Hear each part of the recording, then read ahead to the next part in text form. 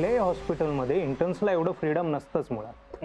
पटतंय ना तुम्हाला? हो मग कसं आहे, ॲडवायझरी कमिटीचे तुम्ही थर्ड पार्टी मेंबर आहात म्हणून तुम्हाला सगळं समजावून सांगितलं डॉक्टर. आता तुम्ही म्हणताय त्याप्रमाणे जर त्या मुलीला रूल्स समजत नसतील तर हे फारच सिरियस मॅटर आहे. रूल्स? हो, केव्हाच गुंडाळून ठेवलेत तिने रूल्स. मला सांगा डॉक्टर, आपण इंटर्नशिप करत होतो तेव्हा सिनियर डॉक्टर्सकडे मान वर करून बघायची हिंमत नसायची आपली, नाही का? नाही, सिनियर ज्युनियर फरकच कळत नाही हिला. ये यशस्वी, मी समजावून सांगितलं सगळ्यांना. ओके. मला वाटतं आता काही निर्णय घेण्यात फार वेळ लागेल असं मला वाटत नाही. माझ्यासाठी तर 1 मिनिटात घ्यायचाच निर्णय. पण तिला हॉस्पिटलच्या काही स्टाफ मेंबर्सनी डोक्यावर चढवून ठेवले आणि त्यांना पाठिंबा आहे आमच्या डॅड, आय मीन जनार्दन सरांचा. अरे म्हणूनच आपण ॲडवायझरी कमिटीची आज मीटिंग बोलवली आहे ना. आणि या मीटिंगमध्ये ठरेलच की यापुढे अंजली या हॉस्पिटलमध्ये असेल की नसेल. तुम्ही बघितलं सगळ्यांनी नेमकं काय घडलं ते.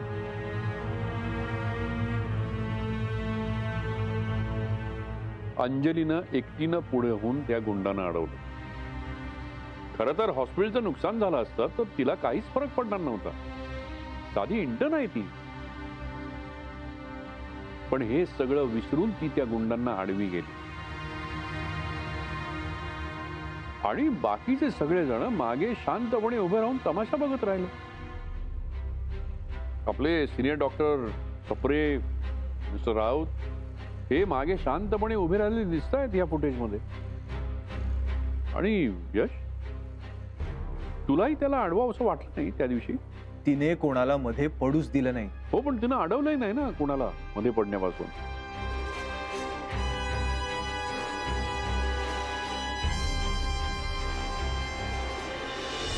सर, मला फक्त एक गोष्ट सांगाल, ह्या सगळ्यात मी कुठे चुकले?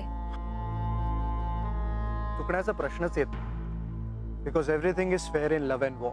सर, तुझं तुझ्या हॉस्पिटलवर खूप प्रेम आहे म्हणून तू त्यांच्याशी पंगा घेतलास. रोज आणि प्रदीपचं एकमेकांवर प्रेम आहे म्हणून त्यांना सपोर्ट करतेस ना. त्यात तू कुठे चुकलीस?